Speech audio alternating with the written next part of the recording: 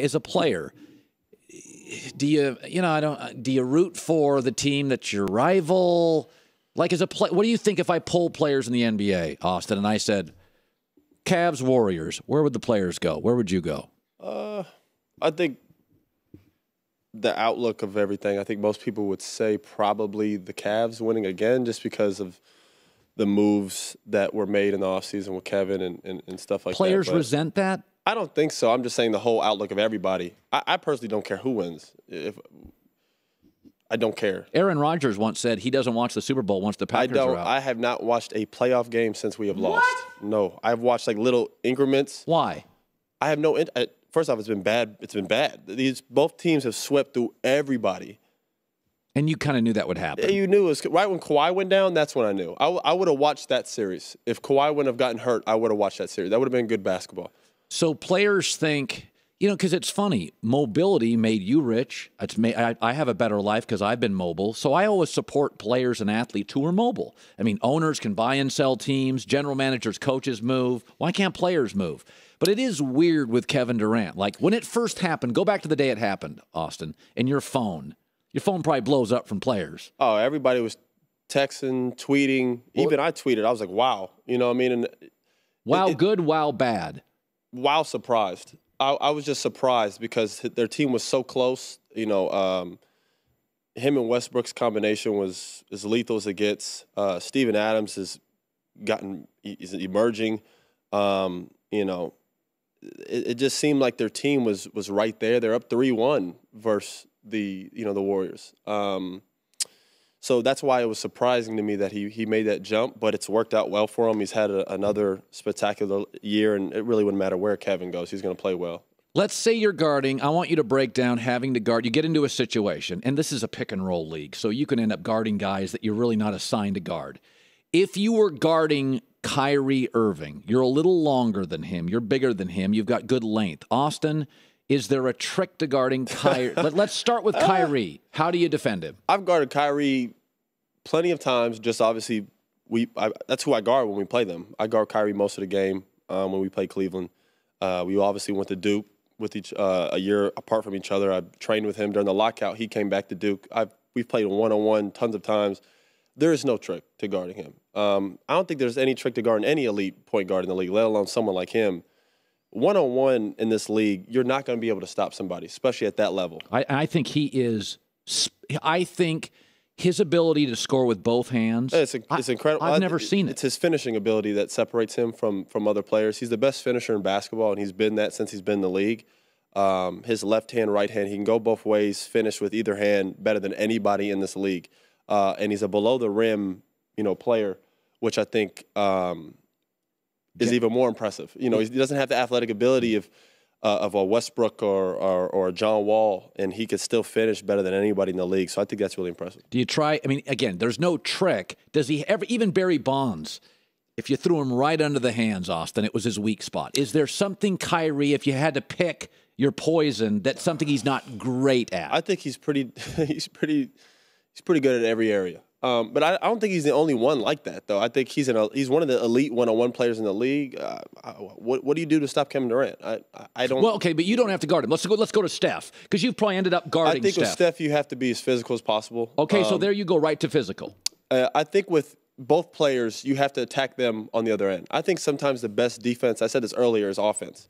I think when you don't give up, those guys who are such elite offensive players like to have a break on defense. They usually guard the worst player on the other team. That's right. I think when you make it difficult for them, you put them in situations where they have to fight through screens, switch on pick and rolls, guard guys who like to attack the basket or are constantly in attack mode, you wear them out over a period of a series. I think it's difficult to do it on both ends, which is why Kawhi Leonard has such a high praise, because he does it on both ends. And not a lot of players do that because it's hard. So I think that's the best way to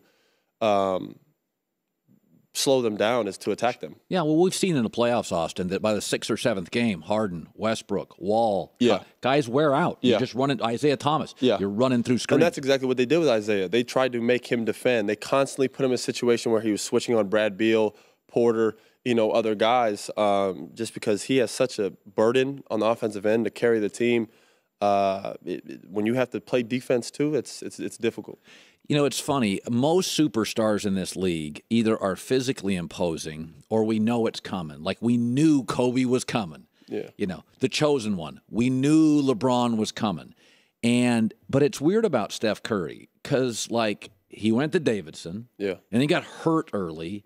And then I wake up one morning and he's dropping 30. Yeah. And he doesn't look like other dudes. No, he's not physically imposing. When's the first, go back to you've been in this league long enough, the first time that you kind of woke up in the morning and were like, oh my God, Steph Curry's like a superstar? Well, he beat my older brother's team versus Georgetown. My older brother played on that Georgetown team in the NCAA tournament. Okay. And when we were watching him play, I remember my brother after the game was like, man, this dude is for real. Like, people are just kind of like following him because they think it's some miracle story. Like, he's like for real. Like, he can really play. And he has been able to transition so well, taking that same style of play that people didn't think could exist in the league.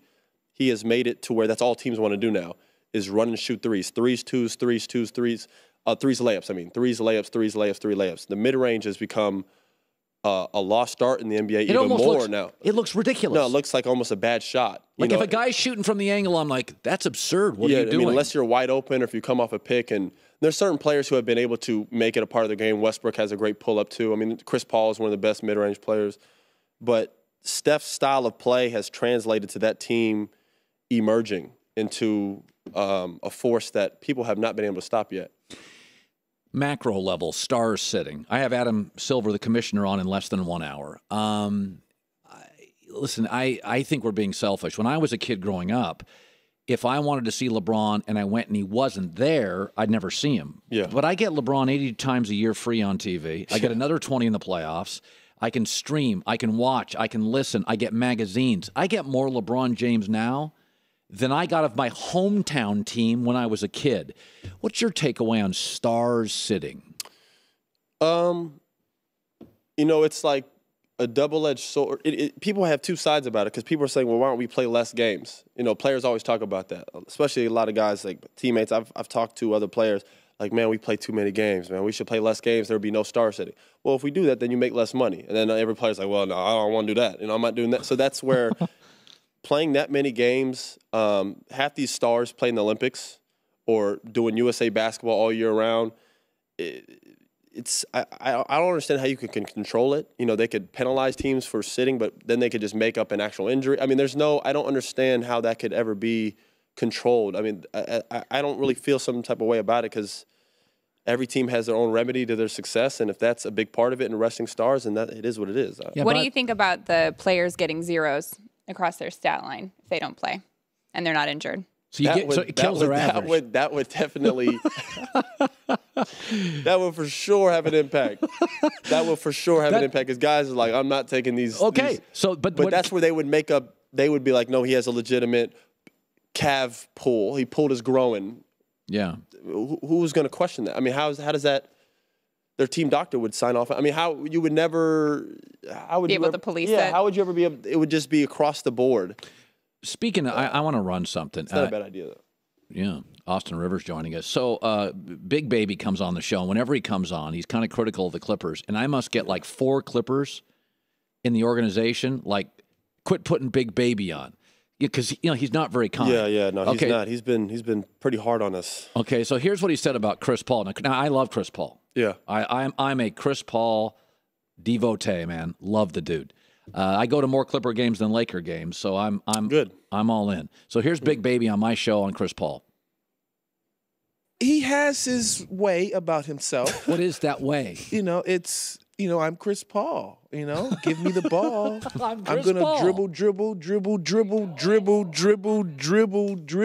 dribble. Might pass.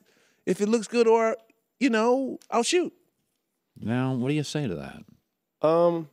I mean, listen, I was on Undisputed, and I was a little hard on Baby. That's okay. You can say whatever you want in the show. Nobody listens. It's just you, me, and Christine. Right. I've actually had time to think about it, and well, first off, as far as Chris Paul, that is his game. He does dribble a lot. Yeah. That's also what's made him a great point guard. So does Westbrook. So does Westbrook. So does Steph. Doesn't have to because he has Kevin Durant playing with him. Even him still, the ball's in their hands a lot. Damian Lillard. I mean, all the top point guards dribble. John Wall, they run the team. You know what I mean? And Chris, I think, has made steps of trusting a little bit more in the previous years. But Chris is one of the best point guards to ever play the game. I mean, I would never complain that he dribbles too much. Am I frustrated sometimes if I don't get it? Yeah. But I'm sure he's frustrated when I sometimes have the ball. Jamal, that's part of playing with each other. You know what I mean? And does Big Baby sound bitter? I think, and this is where I would like to say about Big Baby. First off, I was always cool with Baby. Me and Baby always had a good relationship. That's where this stuff that has come out, whether it's been about me, Chris, DJ, Blake, my pops, it's kind of come out of nowhere because I played with him 2 years ago. I think a lot of this has come from the relationship with him and my father. Yeah. Is not well now. Yeah. And it's because my biggest opinion on it is they had success with each other in Boston. Yeah. Big Baby was a big piece of that team that went to the finals and won. Remember it well. And he came off the bench, was a high-energy guy, was trusted sometimes down the stretch and would hit big shots. And that formed, I think, a lot of respect between each other. He went to Orlando for whatever amount of years, and then when he came back to L.A. Wasn't the same player. Exactly. But my pops, I think, wanted him to come to the team because he wanted him to be that same guy. And Big Baby was at the point where he might have wanted more, and it just they weren't clicking anymore. He was expecting to be Baby Boston, and Big Baby wanted to be something different. And that's where my pops was really hard on him, probably harder than anybody else.